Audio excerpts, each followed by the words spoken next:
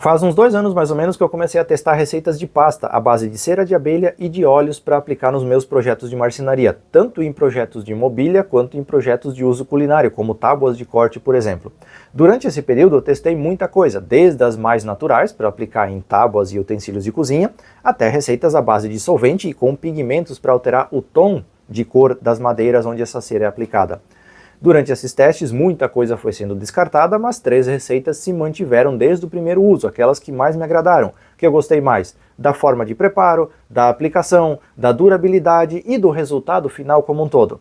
E é isso que eu vou compartilhar com você hoje. Essas 3 receitas, passo a passo, com os ingredientes, proporções, tudo exatamente como eu faço, e eu vou mostrar essas 3 receitas de pastas de cera aplicadas em peças de madeira diferentes. E sim, eu sei que eu posso ir ali na loja e comprar uma cera pronta para aplicar nos meus projetos, mas eu gosto de testar e fazer as coisas por conta própria. A primeira receita que eu vou mostrar é aquela que é segura para você utilizar em contato com alimentos, então em objetos como tábuas de corte, tábua de frio, utensílios de cozinha de uma forma geral, de madeira ou de bambu. Para fazer essa receita eu uso apenas 2 ingredientes, a cera de abelhas e o óleo mineral. E a proporção que eu uso é de 1 parte de cera para 2 partes de óleo. Para fazer essa mistura, você vai precisar derreter a cera em banho-maria para não queimar essa cera, para não estragar a sua receita. Então eu vou separar aqui mais ou menos 50 gramas de cera, 100 gramas de óleo mineral, vou colocar o óleo em um recipiente de vidro, vou levar esse recipiente para uma panela com água fervente e vou ir adicionando a cera aos poucos em pequenas frações para acelerar o processo de derretimento. Depois que você adiciona a cera, é só você ir mexendo até que ela derreta por completo. Quando a mistura estiver homogênea, você tira isso do banho-maria e deixa esfriar em temperatura ambiente. Quando essa mistura esfriou, você vai ter algo parecido com o que você está vendo aqui, uma pasta homogênea da mistura da cera com o óleo mineral. Agora alguns detalhes extras sobre essa receita. Essa proporção que eu utilizo é a que eu achei mais adequada para minha utilização, a que eu gostei mais de utilizar, mas você pode alterar essas proporções. Se você quer uma pasta mais densa, mais pastosa, mais firme, você pode fazer de 1 para 1, 1 parte de cera para 1 parte de óleo, e ela vai ficar uma pasta um pouquinho mais firme. E você pode fazer até 5 para 1, 5 partes de óleo para 1 parte de cera, e ela vai ficar mais molinha, mais líquida um pouco, e em locais de clima mais quente tende a ficar até líquida nos dias de mais calor. Então depende de como você quer e como você gosta de aplicar isso nos seus projetos. Eu prefiro 2 para 1, como eu mostrei aqui, é aquela que eu mais gostei nos testes que eu fiz até então. Os ingredientes usados nessa receita são bem fáceis de encontrar, principalmente em pequenas quantidades. A cera de abelhas você encontra ou em lojas que vendem produtos agropecuários ou então diretamente com apicultores, com pessoas que produzem e vendem mel. Geralmente essas pessoas vendem pequenas porções de cera se você precisar. Já o óleo mineral você encontra ele na farmácia. Então, frascos de 100, 150 ml você consegue comprar diretamente na farmácia. Agora, se você quer comprar mais quantidade para ter um estoque, para guardar isso ou para fazer uma receita de maiores proporções, você vai ter que apelar para fornecedores na internet. Então, eu vou deixar 2 links aqui na descrição, um com um anúncio de cera de abelha e outro com óleo mineral, para você ao menos ter uma noção de como procurar o anúncio correto ou o produto correto para você comprar.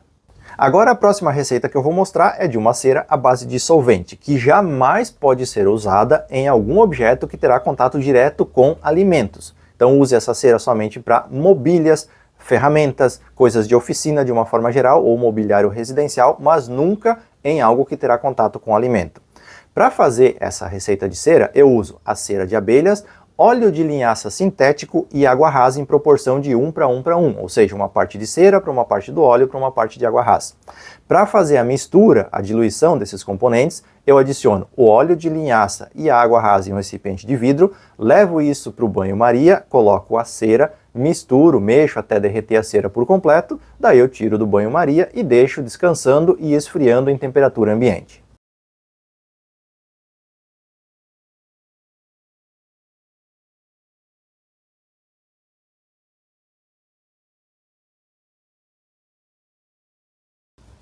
Alguns detalhes sobre essa receita. Primeiro, você viu que não é a coisa mais segura do mundo você pegar produtos químicos e inflamáveis e levar perto de uma fonte de calor. Então, muito cuidado tanto com o risco de incêndio desses produtos, que pode acontecer, Todos os 3 produtos são inflamáveis, tanto o óleo de linhaça, a água ras mais ainda, e a cera de abelhas também é inflamável. É como um óleo muito quente que pode incendiar.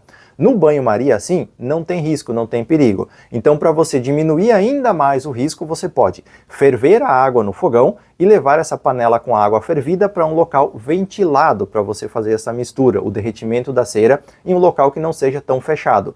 Isso evita o risco de estar próximo ao fogo e também diminui o risco de inalação de algum gás tóxico que vai ser liberado pelo aquecimento desses componentes, desses ingredientes químicos. Mesmo assim, é indispensável que você use um óculos de proteção e uma boa máscara respiratória para fazer essa receita.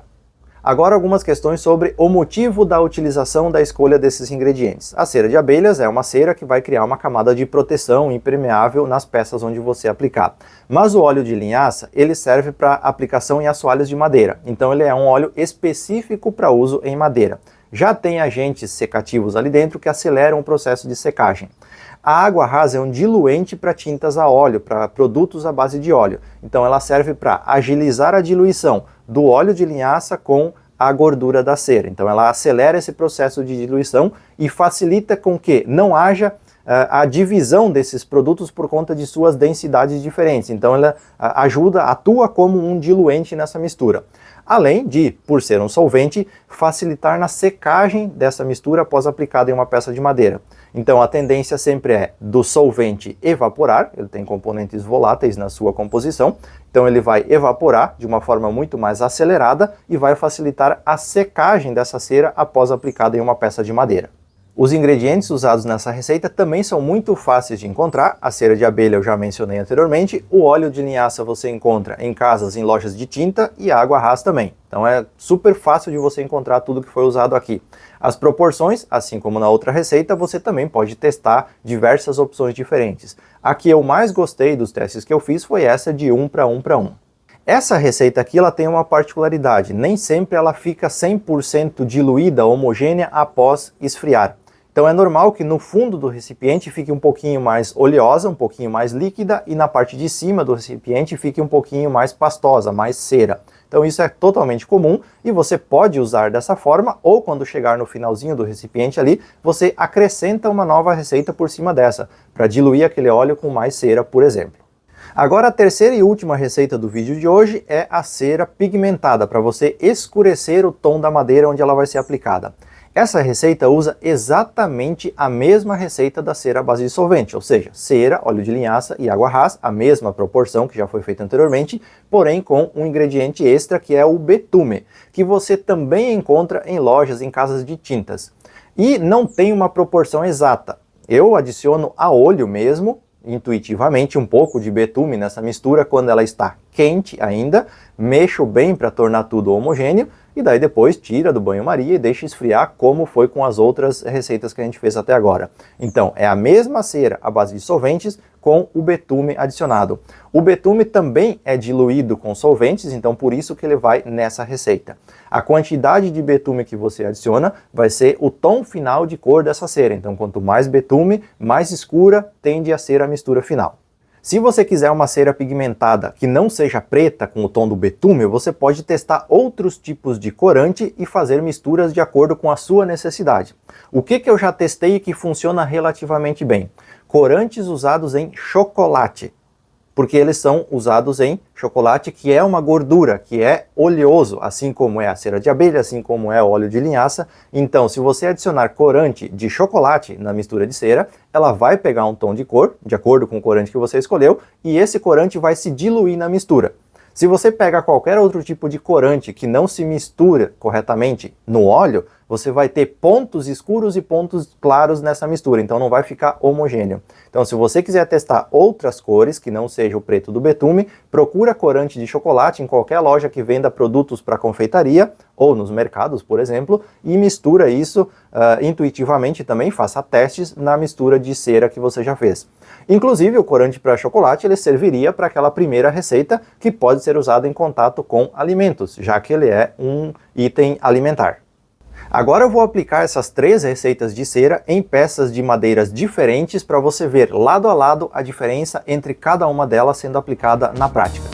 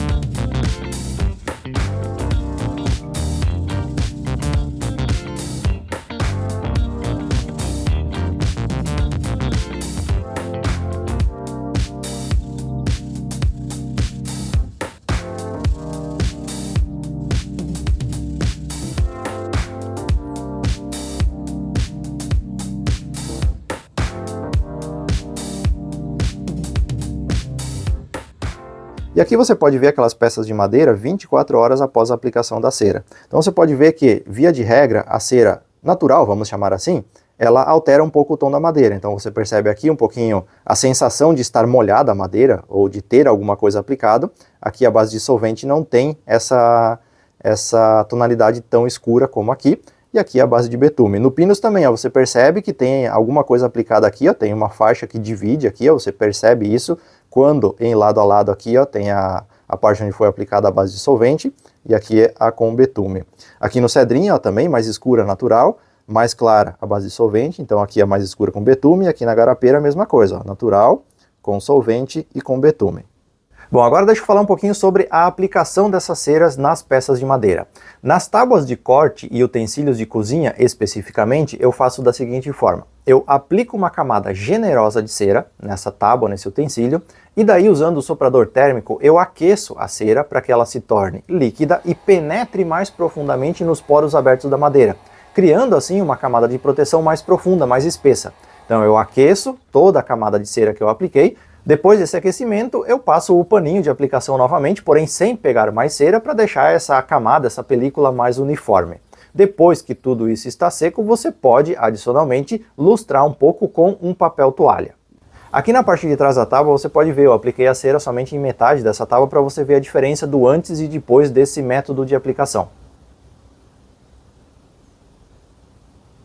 Já para cera à base de solvente, eu faço a aplicação como uma cera convencional comum. Aplico ela, espero secar e depois lustro a superfície onde ela foi aplicada. Então aplico uma fina camada o mais uniforme possível, depois que a cera secou você vai lustrar ela, ou com um pano seco ou então com papel toalha, daí depende do tamanho da superfície. Superfícies grandes, lustrar com papel toalha é inviável, então tem que ser com uma flanela com um paninho seco. Normalmente eu tenho um paninho para fazer a aplicação da cera, que eu já deixo dentro do potinho, e um paninho só para fazer o lustramento final desse móvel, dessa superfície. Então esse paninho que eu faço, que eu lustro a superfície, ele fica com um pouquinho de cera. Então eu vou deixando esse mesmo paninho guardado dentro de um plástico fechado, para não pegar poeira, para não grudar nenhuma sujeira ali nesse paninho. Eu deixo ele especificamente para fazer o polimento, para fazer, para lustrar essas superfícies. Então eu já tenho esses paninhos de aplicação e de lustramento separados. Uma coisa que você tem que cuidar na cera à base de solvente é que, se você for aplicar ela em cima de uma superfície que tenha um verniz, uma tinta, você pode danificar essa superfície por conta do solvente que foi colocado na receita da nossa cera. Então, faça um teste antes para você não estragar nenhum móvel aí que você quer colocar. Via de regra, eu só costumo utilizar as ceras quando há porosidade na madeira. Então, se eu apliquei anteriormente um óleo ou um stain que deixa porosidade na madeira, que é acabamento impregnante, depois, para finalizar esse móvel, essa peça, eu uso a cera como finalização. Então, aplica o óleo ou aplica o stain, depois que esse acabamento inicial, que essa finalização está completamente seca, curada, você aplica a cera e faz o polimento, lustra para finalizar a superfície.